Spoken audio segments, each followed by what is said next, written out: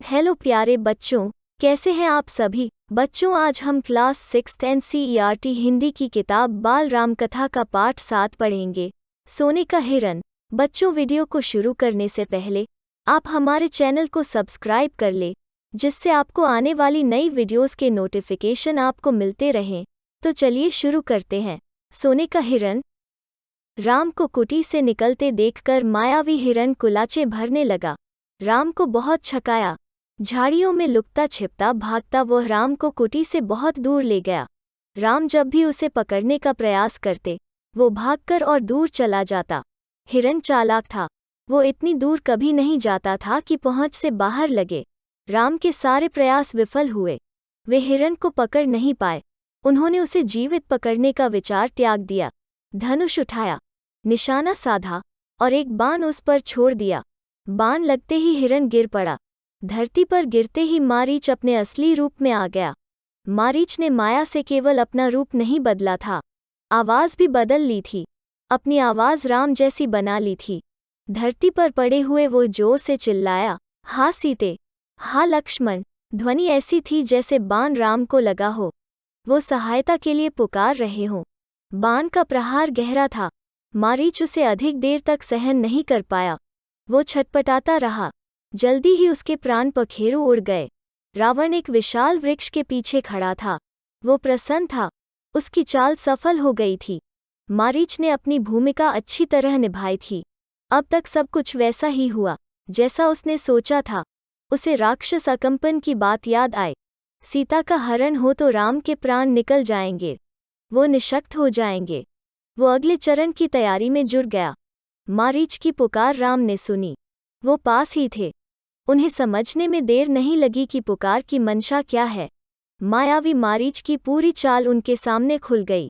हिरन जानबूझकर भागता रहा, उन्हें कुटिया से दूर ले जाने के लिए। वो षड्यंत्र का अगला चरण विफल करना चाहते थे। उनकी चाल में तेजी आ गई ताकि जल्दी कुटिया पहुंच सकें। वो मायावी पुकार सीता और लक्ष्मण ने भी सुनी। लक्ष्मण उसका रहस्य तत्काल समझ गए। राम की तरह उन्होंने बाण चढ़ाकर धनुष दृढ़ता से पकड़ लिया, चौकसी बढ़ा दी। वे राक्षसों की अगली चाल का सामना करने के लिए तैयार थे। साथ ही राम का आदेश उन्हें याद था। उनके लौटने तक सीता की रक्षा। लक्ष्मण की ओर से इसमें चूक की कोई संभावना ही नहीं थी। सीता वो आवाज सुनकर विचलित हो गईं, घबरा गईं, दौड़कर कुटिया के द्वार पर आईं। उन्होंने लक्ष्मण से कहा, तुम जल्दी जाओ, जिस दिशा से आवाज आई है उसी ओर। तुम्हारे भाई किसी कठिन संकट में फंस गए हैं। उन्होंने सहायता के लिए पुकारा है। उनकी ऐसी कातर आवाज मैंने कभी नहीं सुनी। जाओ लक्ष्मण, जल्दी, आप चिंता न करें माते। लक्ष्मण ने सीता को आश्वस्त करते हुए कहा, राम संकट में नहीं है, हो ही नहीं सकते। उनका कोई कुछ नहीं बिगाड़ सकता। हमने जो आवाज सुनी वो बनावटी है, मायावी राक्षसों की चाल है, मुझे कुटिया से दूर ले जाने के लिए। आप निश्चित रहें, भाई राम जल्दी ही आते होंगे। सीता क्रोध से उबल पड़ी। लक्ष्मण का इस घड़ी में इतना शांत होना उन्हें समझ में नहीं आया। राम की आवाज सुनकर भी वे यहीं खड़े रहे, सहायता के लिए नहीं गए। सीता को इसके पीछे षड्यंत्र दिखाई दिया। लक्ष्मण की चाल।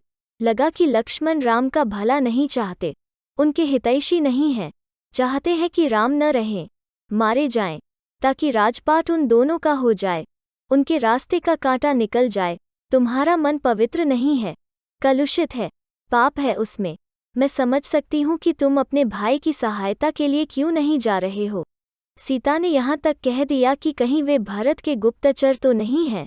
सीता की बातों से लक्ष्मण को गहरा आघात पहुंचा। उनका हृदय छलनी हो गया, पर उन्होंने पलटकर उत्तर नहीं दिया। संयम बनाए रखा, सिर झुकाकर सब चुपचाप सुन लिया।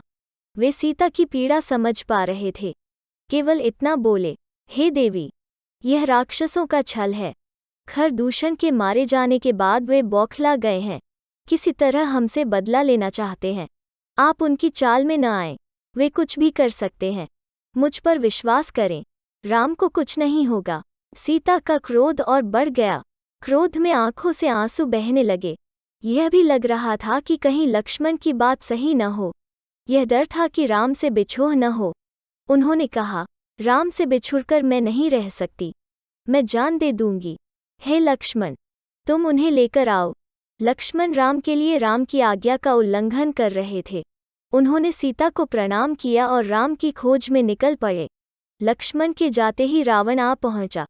तपस्वियों जैसा जटाजूट, वैसे ही वस्त्र। सीता ने साधु समझकर उसका स्वागत किया।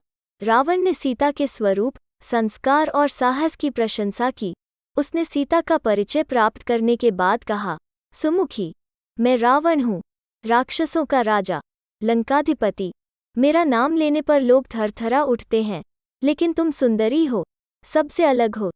तुम्हारे लिए मैं स्वयं चलकर आया हूँ। मेरे साथ चलो, सोने की लंका में रहो, मेरी रानी बनकर।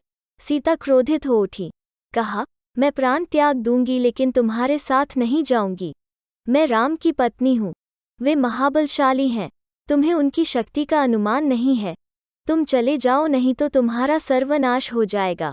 रावण ने सीता की बात अनसुनी कर दी, खींचकर उन्हें रथ में बैठा लिया। सीता प्रयास करती रही, पर रावण के चंगुल से मुक्त नहीं हो सकी। स्वयं को असहाय पाकर वे विलाप करने लगी। हा राम, हा लक्ष्मण, पुकारती रहीं। रावण का रथ लंका की ओर उड़ चला। मार्ग में वे पशुओं, पक्षियों, पर्वतों, नदियों से कहती जा रही थी कि कोई उनके राम को बता दे। रावण ने उनका हरण कर लिया है। गिद्धराज जटायु ने सीता का विलाप सुना। उसने ऊंची उड़ान भरी, रावण के रथ पर हमला कर दिया। वृद्ध गिद्धराज ने रथ क्षत विक्षत कर दिया, रावण को घायल कर डाला। क्रोध में रावण ने जटायु के पंख काट दिए। जटायु अब उड़ नहीं सकता था, वो सीधे धरती पर आ गिरा। रावण का रथ टूट गया था, उड़ान नहीं भर सकता था। उसने तत्काल सीता को अपनी बाहों में दबाया और दक्षिण दिशा की ओर उड़ने लगा। सीता को लगा कि अब संभवतः कोई उनकी सहायता नहीं कर पाएगा। उनका बचाव केवल एक ही था, राम को किसी तरह समाचार मिल जाए। उन्होंने अपने आभूषण उतारकर फेंकना प्रारंभ कर दिया। आभूषण वानरों ने उठा लिए। उन्हें आशा थी कि वानरों के पास ये आभूषण देखकर राम समझ जाएंगे, उन्हें पता चल जाएगा कि सीता किस मार्ग से गई हैं। रावण ने सीता को आभूषण फेंकने से नहीं रोका। उसे लगा कि सीता शोक में ऐसा कर रही हैं। कुछ ही समय में रावण लंका पहुंच गया। वो अपने धन वैभव से सीता को प्रभावित करना चाहता था। उन्हें लेकर वो सीधा अपने अंतःपुर में गया। राक्षसियों को सीता की निगरानी करते रहने को कहा और बाहर निकल गया। थोड़ी देर में वो फिर लौटा। सीता को घूरते हुए उसने कहा, सुंदरी, मैं तुम्हें 1 वर्ष का समय देता हूँ, निर्णय तुम्हें करना है। मेरी रानी बनकर लंका में राज करोगी या विलाप करते हुए जीवन बिताओगी। सीता बार बार रावण को धिक्कारती रही, राम का गुणगान करती रही। रावण को क्रोध आ गया, तुम्हारा राम यहाँ कभी नहीं पहुँच सकता, तुम्हें कोई नहीं बचा सकता, तुम्हारी रक्षा केवल मैं कर सकता हूँ। मुझे स्वीकार करो और लंका में सुख से रहो।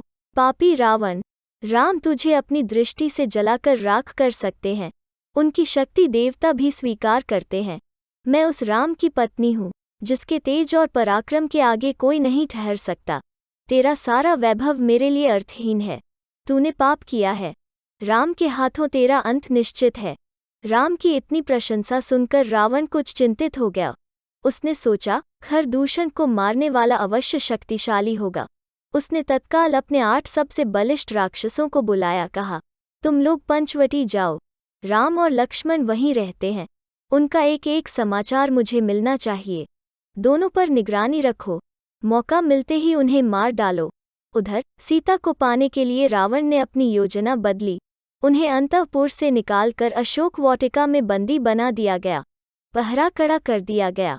राक्षसों राक्षसियों को स्पष्ट निर्देश थे, सीता को किसी तरह का शारीरिक कष्ट न हो, इसके मन को दुख पहुंचाओ, अपमानित करो, लेकिन सीता को कोई हाथ न लगाए। रावण ने सब कुछ किया पर सीता का मन नहीं बदला। वे बार बार राम का नाम लेती थीं, शेरों के बीच हिरणी की तरह बैठी रहती थीं, डरी सहमी रो रोकर दिन काट रही थीं। सोने के हिरण ने उन्हें सोने की लंका में पहुंचा दिया था, यहाँ से उन्हें राम ही बचा सकते थे। Students, if you like this video, please like and share, and if you are new on this channel, please subscribe the channel. Thank you.